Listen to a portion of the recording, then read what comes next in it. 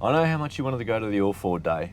I know how much it meant to you, but I can only take one of yours, all right? And the XC has to go.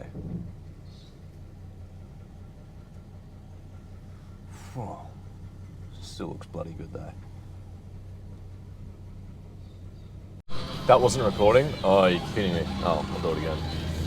Good morning, good evening, good afternoon, wherever you're watching this from. Today we are on our way to the All Ford Day. And I don't have a white monster in my hand yet. It is first thing in the morning and it is cold. It's pissing down rain outside. It is a miserable day for a car show. And not only that, I have to drive 55 minutes to get there, but it'll all be worth it. It should still be a pretty good day. I've got some vinyl decals on the car. Now you must understand how close I was to ordering some 2000s era sex spec vinyl decals to go down the side of the car. I'm talking like Fast and the Furious cars, you know, with the anime girls going down the side. I had a design picked out and everything, and I was gonna shoot it through, and I was going to put them down the side of the car to absolutely troll everyone at the All Ford Day. Because vinyl decals, they do nothing. I could peel them off at the end of the day. The car still is in its original form. I'm not changing any hardware or anything like that. But it would rustle 95% of all Jimmies at the Ford Day. So you're getting max Jimmy rustling for minimum change of the vehicle, really. So, you know, in an alternative timeline, in the Mattyverse, that happened, but not this one. So I've got vinyl decals, which you'll see front and rear, which is basically just directing people to the channel, to the video, to the build. I imagine people that are going to an All Ford Day to look at old Ford cars might be interested in old Ford content. And then once I gather about 100,000 of you in the one area, that is my YouTube, then I switch the content to VT Commodores, strictly VT Commodores with Ecotec engines. And I won't touch anything else. And you'll all be trapped there with me in the Ecotec. No, I wouldn't do that. I would not do that to you guys, but it will be interesting today to see how many people don't rock up because it's raining, how many people are too scared to bring their old Fords out in the wet. Oh, I don't drive it in the rain. Oh no, it's raining, I'm not bringing it out in the rain. You're a bunch of cowards. I'm calling yous out. Can't drive a car in the rain. What's the point of it?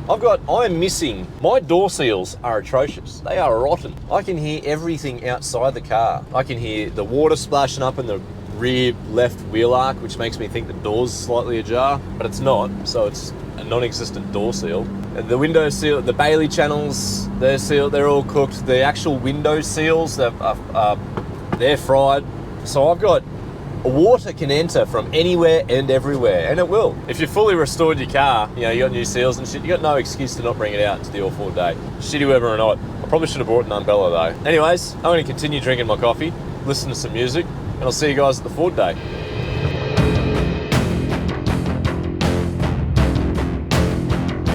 Many hours later. Just like that, in and out in like 8 hours. I couldn't leave there till 2:30.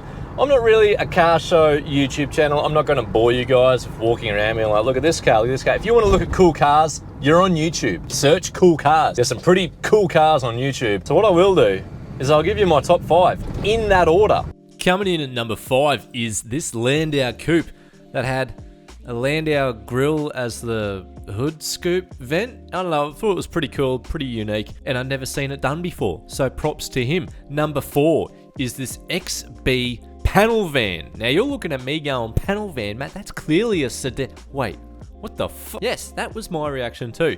It's actually a panel van that they've cut the back off of, added in a sedan, rear, pillar, and door situation, and made it into like a 4-door ute. I don't know, pretty bloody hectic. A lot of work's gone into it. I'm not a huge fan of how it looks, but this bloke's able to haul around 8 people, 4 in the car, 4 in the tray. So who's laughing now? Number 3 is this Ford GT40, my favorite car on the absolute planet. There was only one of them here today, and it was red. I don't like it in red, but it's still pretty bloody cool. Anyways, number 2 is the Ford GT40 again. Surprise! It's that bloody awesome of a car. It's my absolute dream car to own one day, and hopefully if I flip enough little bloody Ford Focuses and other cars, I can get to buying one. But until then, I'll just spend hours staring at them whenever I see them in real life. Now you might be thinking, what could possibly be better than a Ford GT40? Well, let me tell you, a KE Ford Laser station wagon. This is my number one pick for the car show because you go to an all Ford day, you expect to see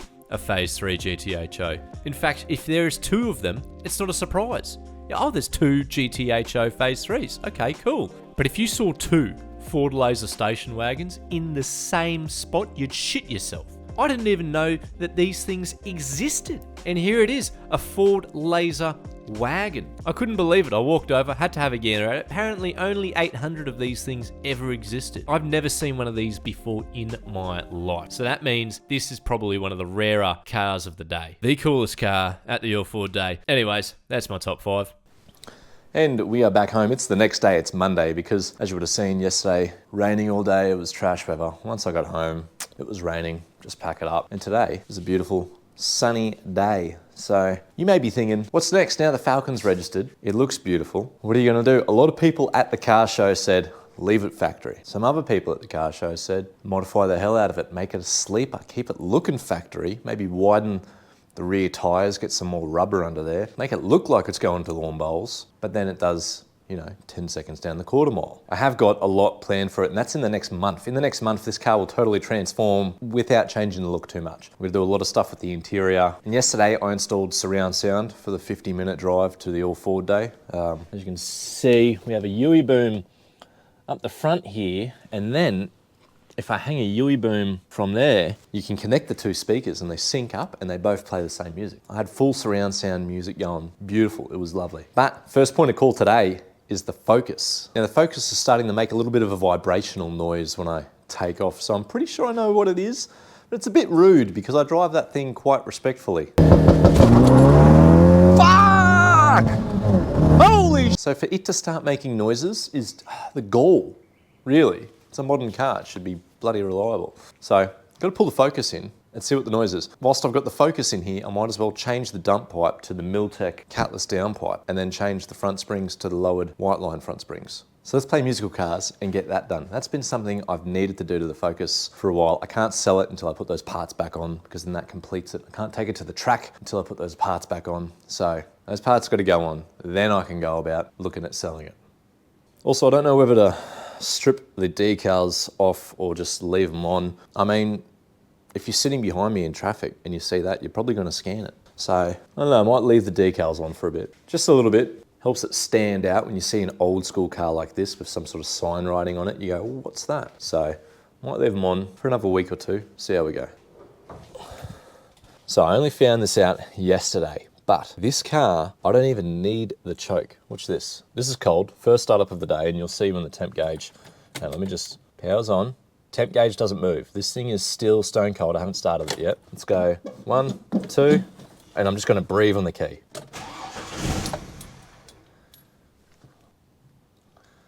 Well, it did it yesterday and it worked. Regardless, maybe I should have tapped the pedal when I started it the first time, whatever.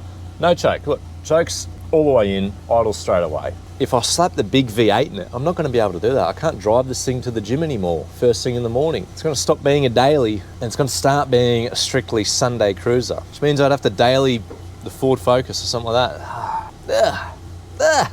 Brother, ugh. All right, I have parked it where my Courier was parked when it got crashed.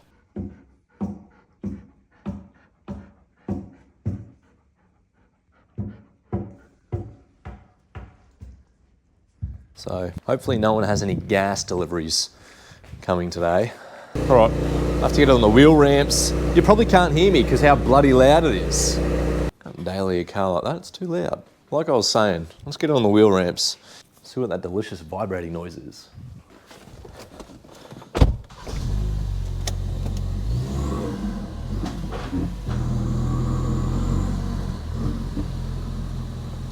And just like I gave you my top 5 for the All Ford Day, here is my top 3 most hated jobs to do as a mechanic, and all 3 of them are this job. Dump pipe change out on the Focus RS. The turbo is not only located at the back of the engine, it's located halfway down the engine. And the turbo doesn't run parallel to the engine block. It points at a weird 37-degree angle.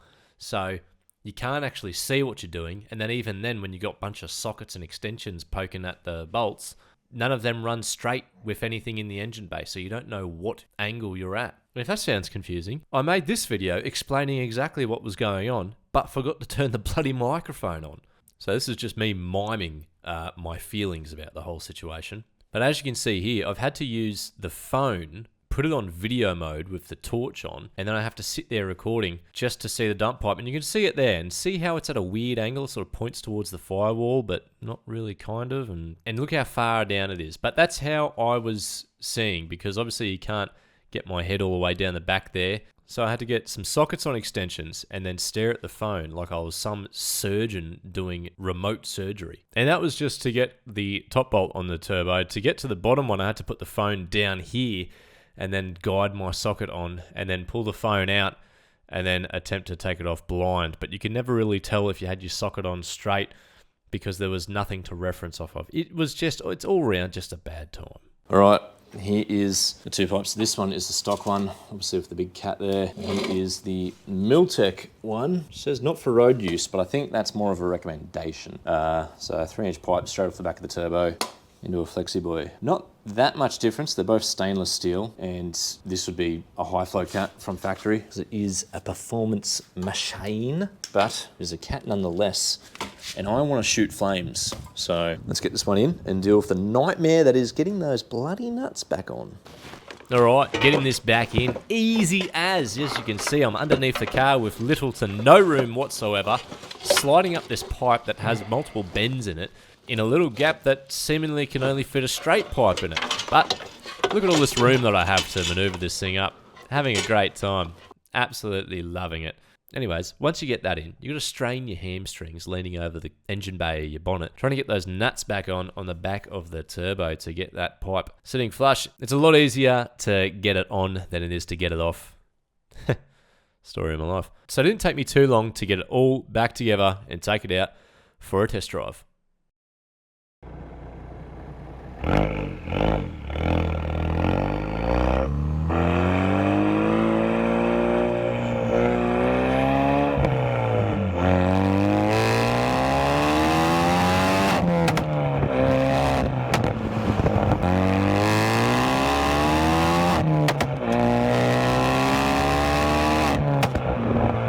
As you can tell, it's loud as all hell, but I'm not too much of a fan of that. However, it does help when selling the vehicle. Miltech downpipe, 3-inch cob system. It just adds to the list of things that I can put in the ad. And at night time, it'll do little flamey boys, little flames at the tailpipe, which is pretty cool. Now, before I get on the Falcon, I've still got focus things to do, but really quickly, just bear with me here. I've just got to change out the front springs back to the white line lowered front springs. Now, I've already done this side, so they're already back in, and I think I did that. I took the strut out, changed the spring, put the strut back in. All these have electronic suspension control, so there's little wires going through it and whatnot, so it can dampen and stiffen the suspension. And I pumped that out pretty quickly. I thought I'll film this one and I'll see how quickly I can do it. Get a bit of a time trial going on. I'm gonna set up the camera. Let's see how quickly we can pump out this side here.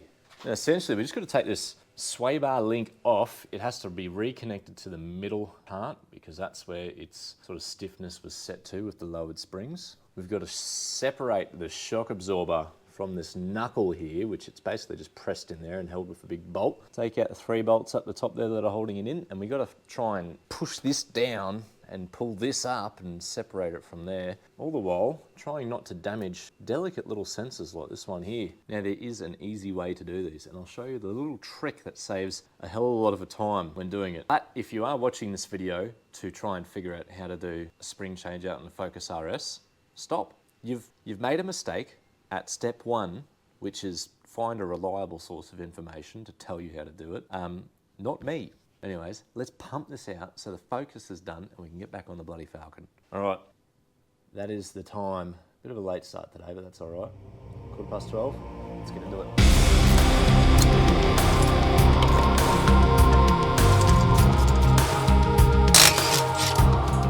All right, so here's my little trick. Now this bolt here goes through here and threads in. You can see a little bit of a gap here, and this bolt sort of just clamps the knuckle onto this strut here, but you take the bolt out, put it in the threaded side, then get some steel. I'm just using some old offcuts. I'm using 2 of them just to give them a bit more strength, but you put them in the gap, do the bolt up until it hits them. Now essentially what you're doing when you do this bolt up is you're spreading the knuckle apart. Let's contact it there, and you can instantly see when the knuckle spreads apart. Because now that's all loose. And that's it. Now you strut. Just loosen the knuckle, easy to take out.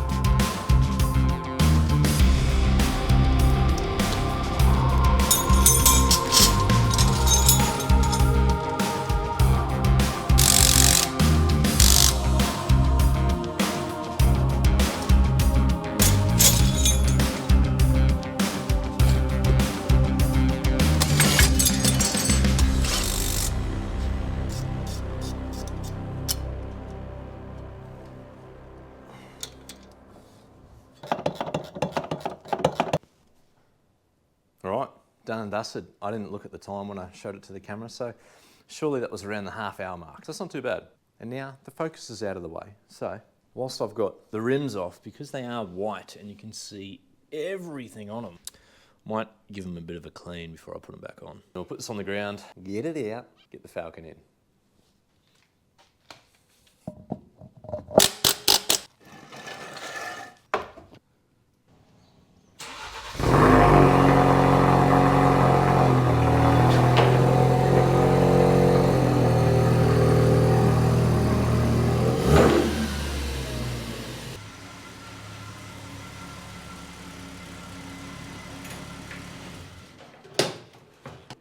All right, Focus rides like it has literal steel beams for suspension, so job done. Whilst we're on the topic of rims, even though we aren't, but now we are. Now cleaning up those rims on the Focus got me thinking, I was like, I've got a set of rims sitting in a room here that were originally destined for the XA. Now, seeing as I'm taking everything off the bloody XA and putting it on here apparently, I thought, why not get those rims and see what the rims look like on the XC? Now I know I said I love it how it is, but what's the harm in having a look? Before we do the job that we're gonna do on the XC this afternoon, let's just get her up in the air. We'll just see how the rims look on the car on the front. And then we'll call it a day. We won't go to the tyre store and put tyres on them and then fit them to the car.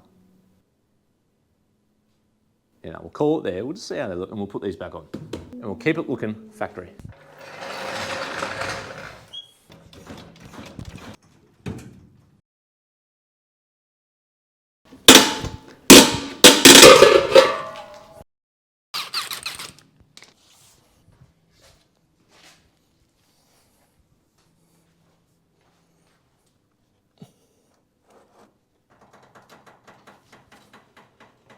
I love the wheels, they're sick wheels, but they need the wheelwoods behind them, they need big brakes and it needs to be lowered. These are the kind of rims that the car needs to be pretty low. I think that just looks silly at standard ride height. It actually looks better with the factory wheels. All right, you purists are safe for another day. Also I do love these American racing rims, but they suit a slammed, sort of real low build, which will be the XA Ute. I don't think they suit the XC sedan. I think if I was gonna have any other rims on the car, it would have to be the fat tyres on the rear, skinnies on the front.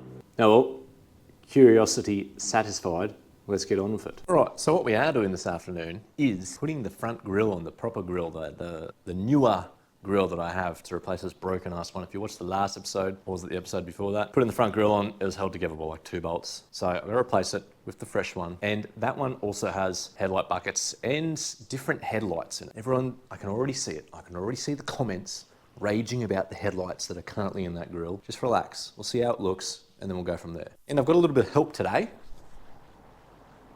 You know, help me put the grille in, Shugs? I get a pour.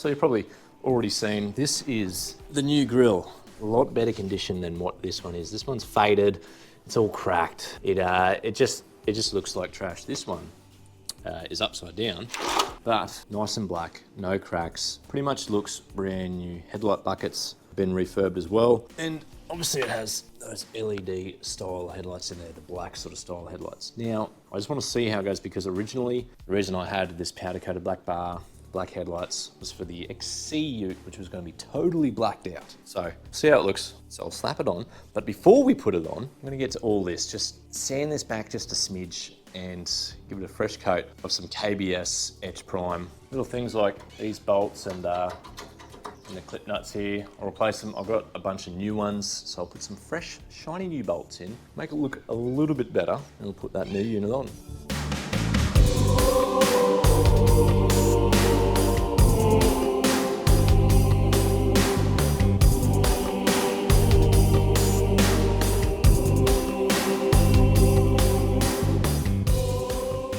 While I wait for the rust converter to take effect on the areas I sprayed it on, there's one thing I want to address on the rear quarter, and that's this little spot of rust here. It really does my head in because obviously this has been in some kind of scrape down the side here, and it's had a bit of a bodgy repair done.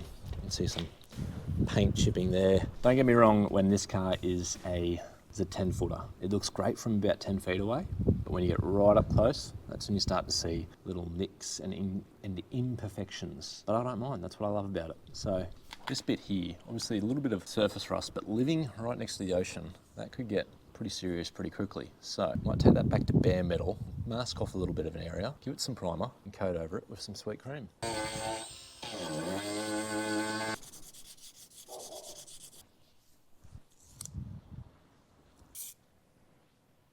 Right, now while that primer dries, I guess this rust converter's dry enough. Let's just hit it. So here I'm using KBS Etch Prime. It's an awesome product. It sticks on everything, it dries quickly, and it stays there. It's pretty resilient. So I've been using it on my builds for years and years. And here, the bolts had actually snapped into the captive nut that holds the grill on, and it's been there for an eternity because it was essentially one with the nut. I actually tried drilling it out, and it did not do anything. I had to basically drill out the entire nut, and then by that point, I just said, screw it, I'll cut the thing off and put something else there. Now here's the big reveal of the blacked out grille. Legally, I can't put Back in Black by AC/DC here due to copyright issues, but nothing's stopping me from singing it. Oh, Back in Black! I hit my circle, something there, yeah. All right, flame away in the comments. Let me see your hatred. I kind of think it looks a little bit menacing, doesn't it? Actually, it's pretty hard to tell here. I might flip the car around so I can get a bit more light on it. But that's why I had the black bumper. Originally, I was going to go full blackout, even going to black out the indicators and everything. But I'm not sure if it suits this car, especially in its current state. It kind of looks a little bit, I mean, I don't want to say silly. I don't want to say, I don't know. I think it would look better with that new grille and the halogens, which is just sitting over there. So I might put those back in for now because I'm not a fan of having part of a look and the rest being another look, you know, totally factory and then custom front end. If I'm going to have these headlights, it's going to have the fat tires, the brakes, everything else. But I'll pop the bonnet and show you what it looks like. So here's some new hardware. A couple of zinc bolts, some new little fastening durbers, so that's all nice and pretty. I need a panel washer for here. Got one there, might get a, right. I only want to do these up fingy tight because I don't want to crack the plastic. And also replaced the bonnet stops, which still got to tighten them up a little bit. But yeah, not too bad. Now behind here, it's all nice and black and looks really nice and fresh. So pretty happy with that. I'll flip the car around and see how the headlights look in a bit of light.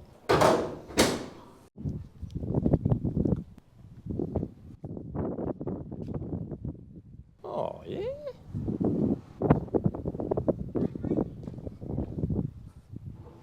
I mean, it looks pretty cool. I know a lot of people are going to have strong opinions about it, but I think I will put the halogens back in until the rest of the look comes together.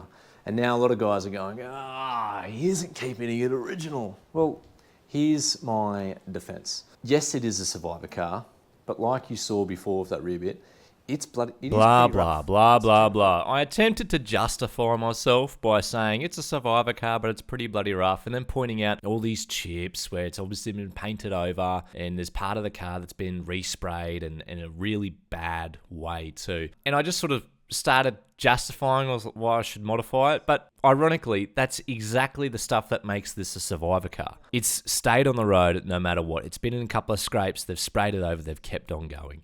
There's a couple of stone chips here and there. They've blotched them over. They've kept on going. That's the whole definition of the Survivor car. The Survivor car isn't the prettiest resprayed car at the car show. It's the car that just hasn't stopped going. And this is that car. So, yeah, thought I'd call myself out here for the bullshit I was spewing, trying to justify why I should absolutely mutilate this car. I'm not saying it's not gonna still happen, though. So don't get your hopes up too high.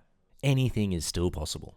I don't know. I'm actually in two minds still. Whether keeping it very stock appearance, very factory appearance, and throwing the Clevo in just to get a nice note and make it a little bit of a sleeper, or fully changing the look and doing full custom muscle car style. But really, that's what I got the XA for. But the XA is going to take years. It's a bloody dilemma. And I still haven't made up my mind. I would say, let me know your thoughts in the comments, but I already know you're going to do that because you do that every other bloody video. So do it again. Try and convince me. I don't know. Oh, I don't know. I reckon halogen headlights has it. Whilst the blackout ones do look cool. I mean, that looks menacing. Just looks proper with that on. It just looks like a classic car. I don't know.